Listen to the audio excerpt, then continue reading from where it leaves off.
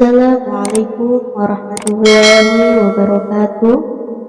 Sahabat beriman yang dirahmati Allah Subhanahu wa Ta'ala, syukur alhamdulillah kita bisa berjumpa lagi di channel Tuntunan Jannah.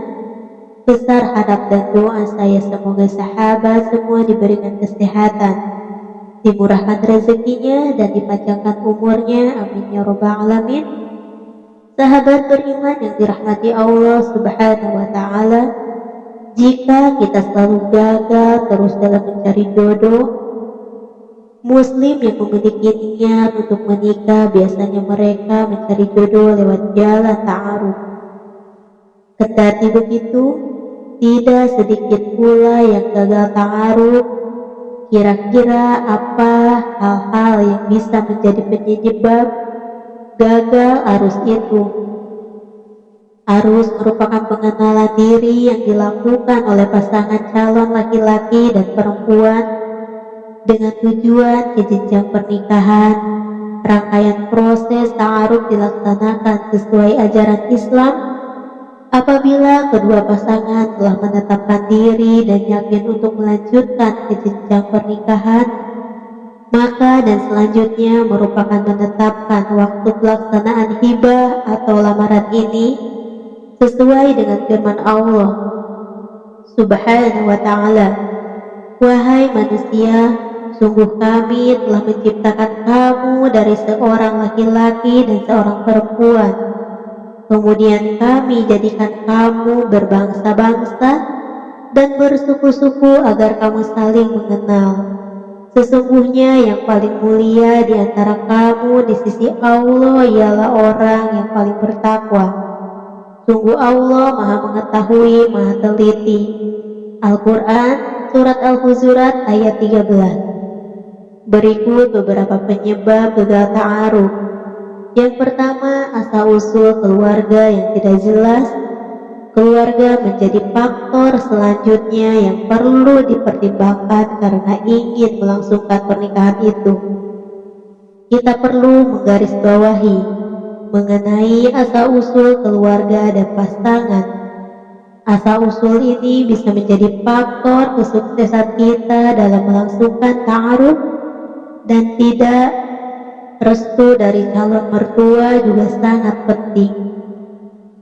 Jangan sampai ternyata kedua keluarga pernah memiliki masalah yang tidak terselesaikan. Pahami cara mengambil hati mertua sehingga akan mempengaruhi kehidupan kita setelah menikah. Apabila calon pasangan tidak memiliki asal-usul keluarga yang jelas, maka perlu kita pertimbangkan. Yang kedua, belum mempunyai ketetapan hati dalam melaksanakan ta'aruf. Harus serius dan diiringi dengan doa untuk meminta petunjuk dari Allah Subhanahu wa Ta'ala agar diberikan yang terbaik. Adanya beberapa kegagalan dalam proses ta'aruf jangan sampai membuat kita berkecil hati. Hal tersebut mungkin terjadi karena kita harus memerlukan waktu untuk memantapkan hati dan pikiran. Yang ketiga, pertanyaan tidak mendetail atau temperamen. Temperamen merupakan salah satu keadaan yang memang harus dimengerti untuk pasangan temperamen atau emosi. Oleh karena itu, kita perlu berdoa kepada Allah Subhanahu wa Ta'ala agar dipertemukan dengan pasangan yang memiliki sifat baik sesuai dengan yang kita inginkan.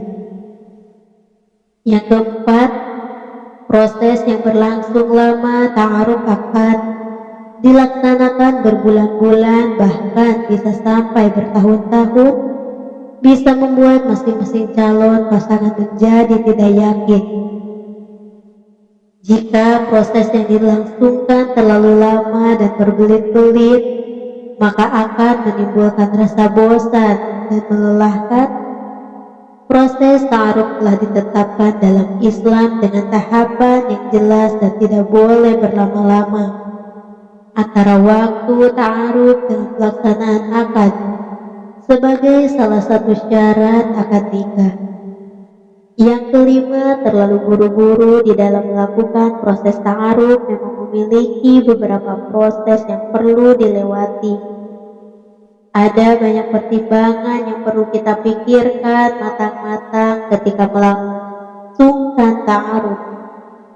Yang keenam, sebagai pelarian memulai taharus untuk mendapatkan jodoh atau pasangan hidup, harus diniati dengan baik dari dalam hati. Jangan sampai melakukan ta'aruf hanya untuk pelarian saja.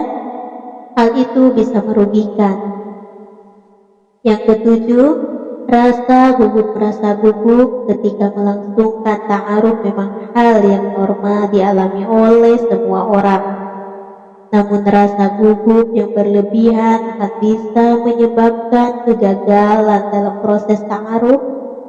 Jangan menaruh harapan atau jatuh cinta lebih awal sebelum mengenal lebih jauh, karena ditakutkan tidak sesuai dengan ekspektasi yang kita miliki.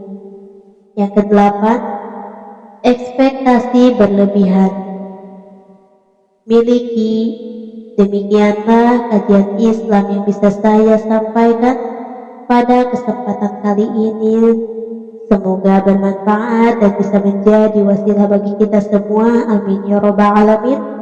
Kurang dan lebihnya mohon maaf. Dimaafkan, yang benar datangnya atas bimbingan Allah yang maha benar. Sedangkan yang salah hilaf itu datangnya dari saya pribadi sebagai manusia biasa yang makhluk penuh dosa dan hilaf. Akhirul kalam, wassalamualaikum warahmatullahi wabarakatuh.